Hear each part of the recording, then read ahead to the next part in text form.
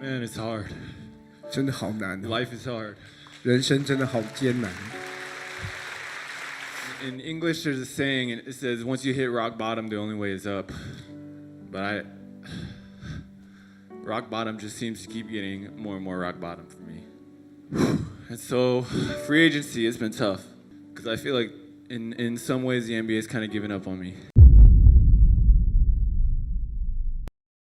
YouTube, what is good? People's kid, how we doing? It's your boy Kobe back with another video for the first time in almost a year, and as always, I hope you guys are having a blessed day. Okay guys, so I know I've been gone for a good minute, and I apologize I just kind of dipped without really giving an explanation as to why. Truth be told, the whole pandemic, I kind of got pulled in a bunch of different directions, and this YouTube channel happened to be a temporary casualty, but for what it's worth, I did return to YouTube on my second channel back in February, if you're curious where else I've been. However, knowing YouTube, I know there's probably a lot of you that may be watching this that don't even know who I am, so for those that don't know me, what's up? My name is Kobe. I like to make NBA videos. Anyways, today I wanted to make a video on Jeremy Lin because I did a video over a year ago, and now that there's been some moving parts to his story, I wanted to make an update. Now, I'm not big on making videos on the same topic over and over again. Usually I'll just say my piece and be done with it, but it's actually kind of crazy how stuff I alluded to in that video about prejudice towards Asian American athletes and Asian Americans in general came to light in 2020. If you haven't watched it, I'll put a link to it in the description. It's one of my favorite videos that I've ever made. I'm really proud of it. I know there's a lot of people that really enjoyed it, so I highly recommend. Moving on, here's how this video is going to go. First, I'm going to dive into what exactly has happened lately with Jeremy Lin's basketball career at the moment and his push to get back in the NBA. Then after that, I'm going to give my own thoughts on this whole situation and how I hope it ends. Spoiler, it has to do with him actually playing on an NBA team. If you enjoy the video, please make sure to drop a like and subscribe. And with that said, let's get into it.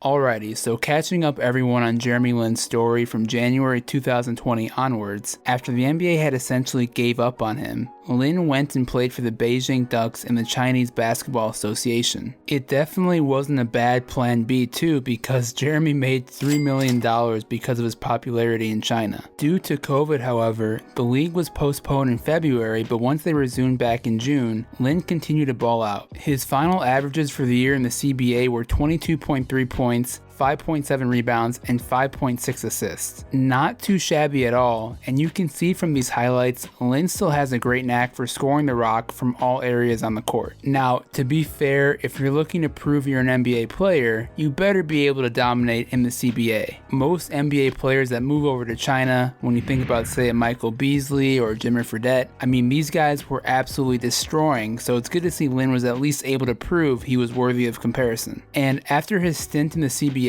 we know Jeremy has been looking to get back into the NBA despite revealing playing in China had been one of his childhood dreams. In my opinion, I think he's already proved he's worthy of continuing an NBA career, but only a few veterans happen to get the benefit of the doubt. So when Jeremy's agent reached out to teams about interest, he was told by NBA teams that they really want to see if Lin can perform under NBA rules and an NBA system, so they challenged him to prove his game in the G League. Now, I'm sure 99% of you know what the G League is, but please let us be accommodative to the 1% that may not know and explain the G League is essentially the NBA's minor league system for developing prospects and players not quite ready for the NBA. Essentially, it's a place to prove you got game. And here's why I really respect a guy like Jeremy Lin. Instead of balking at the request or saying, "How dare you?" he put his money where his mouth is and said, "Game on. I'm down to go to the G League and prove to you what I already know, which is that I'm an NBA player." Keep in mind this guy is getting offered millions of dollars to come back and play in China where he's a basketball god, but he had too much belief in himself to give up on his NBA dreams. As a result, the Golden State Warriors signed Lin back in December 2020, and shout out to the NBA, they actually made a new rule allowing for veterans with 5 years experience to be added to a 10-team G League roster, which allowed their G League affiliate, the Santa Cruz Warriors, to bring him on the team on January 9th, 2021. And guys, you have to understand, this is a 32-year-old Jeremy Lin playing against players as young as 18 to 19 years old. So the humility to even entertain this type of situation is once again incredibly admirable on Lin's part. In fact, according to a quote from Mark Stein's latest interview with Lin, Jeremy was told on multiple occasions that players told him they grew up watching him play, which he had never heard before, but it makes sense considering the age of players he's playing against. Lin also made it clear this notoriety he had in the G League made him a target, saying, quote, "I've been a target my whole life. Since I was a kid, I was either a target because people look at me and they're like, oh, he's not that good, I'm going to take his head off, he's lunch meat, or they don't want to be embarrassed by me. Now you add on the whole Linsanity thing, and I have even a bigger target. And if you watch the games, I was commanding a lot of attention from opposing teams." Reading the interview, this quote stuck out to me as it made me assume the attention Lin was getting would most likely lead him to having high volume, but maybe high inefficiency with his scoring. But I was wrong. Completely wrong. Because in all G League games Lin has played this year, he has averaged 19.8 points, 3.2 rebounds, and 6.4 assists on 50% from the field and 42% from distance. Wow, those are really impressive numbers. So that's how the story ends, right? Jeremy Lin proves he's still capable of being an NBA player and gets picked up by an NBA team, and we all live happily ever after. Hope you guys enjoy the video, like and subscribe. See you next time.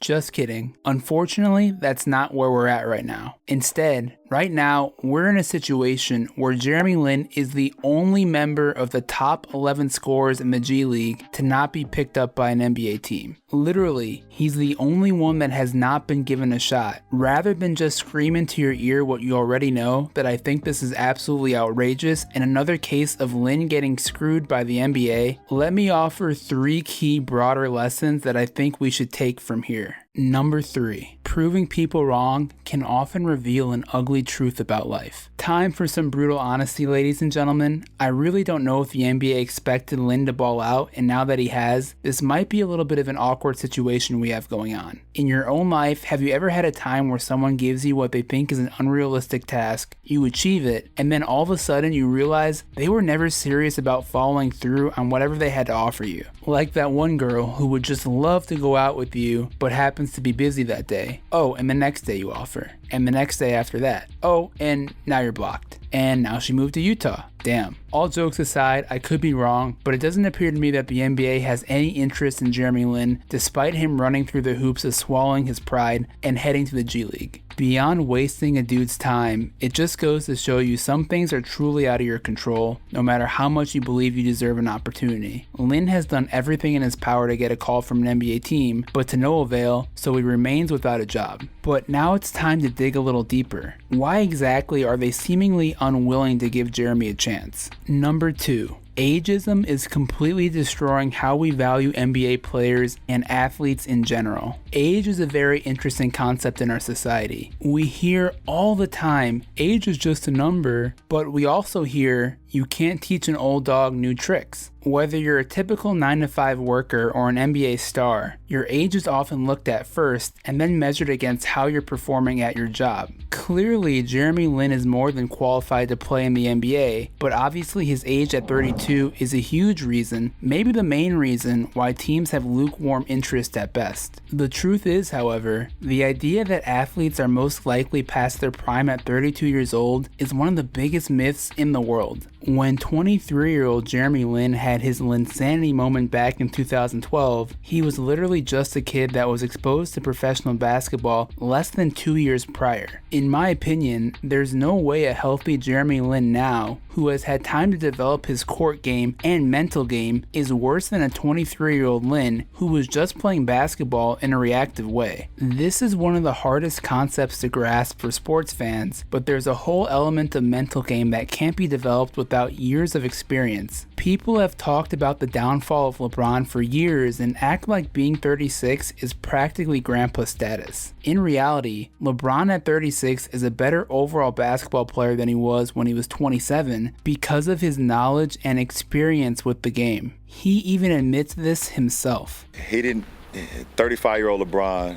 will tell a 27-year-old that you don't even know your game. You haven't even scratched the surface. You have no idea what you're capable of. So I think if you line 35-year-old LeBron up with 27-year-old LeBron, he'll dominate him. just from a mental side. He young dominated fella. himself from Come 8 years over here, ago. young fella. Let me give you a little bit of this.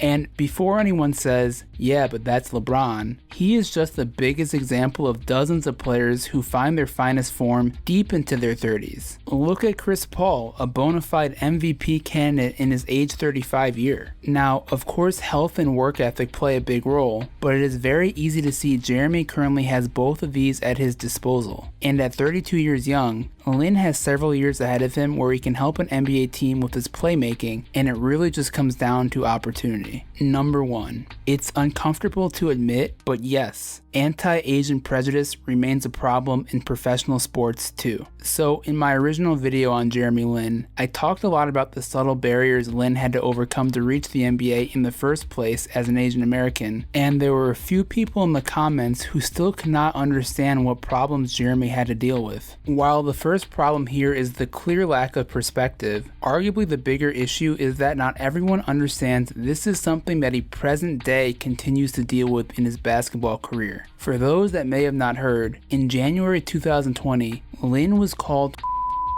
by an opposing player in the G League. In light of this and everything coming to light about rising Asian hate crimes in the United States, I think it's important for the NBA community especially to reevaluate and recognize how anti-Asian themes can be pervasive in a league that has a minuscule amount of Asian Americans. Although I don't think there is some crazy conspiracy of NBA teams keeping Lin out of the league because of his race, it's also just as unlikely there doesn't exist at least some unconscious bias against Asian American basketball players given their rarity. Maybe it's just me, but the fact Lin is still waiting for a phone call after dominating in the G League is just terrible optics. Even comparing his G League numbers to some of the most promising players in the NBA, Jeremy comes out on top. Talen Horton-Tucker, a player I love who has a ton of potential the Lakers refused to give up at the trade deadline, didn't shoot nearly as well as Lin when you look at their numbers head to head. Yeah, I know, THT is 20 and Lin is 32, but come on, something is not adding up here. Lin is a fan favorite, would boost ratings for any team, and is putting up more than capable numbers. What exactly is missing? I'm not going to name names, but there are quite a few players that shouldn't be in the league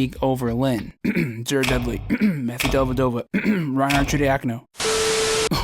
Excuse me, had a little cough there. For real though, guys, to sum things up, the clock is ticking and Lin's NBA return is looking less and less likely with every passing day. And if that indeed is the case, in review of everything we have discussed, this is exactly why the NBA is still failing Jeremy Lin in 2021. Anyways guys, that is the video. Hope you enjoyed. Not the most fun video to make, as it is ridiculously annoying to see that Jeremy has not yet been picked up by an NBA team when I know he is ready to do so. Let me know what you all think. Why is Lin still not in the league? Comment below. Also, if you're a huge Jeremy Lin fan, share this video to someone who might be as well. We need to get the word out and get Jeremy Lin back in the NBA. With all that said, hope you guys have a beautiful day or night or whatever time it is. I'll be back at it soon. Peace out.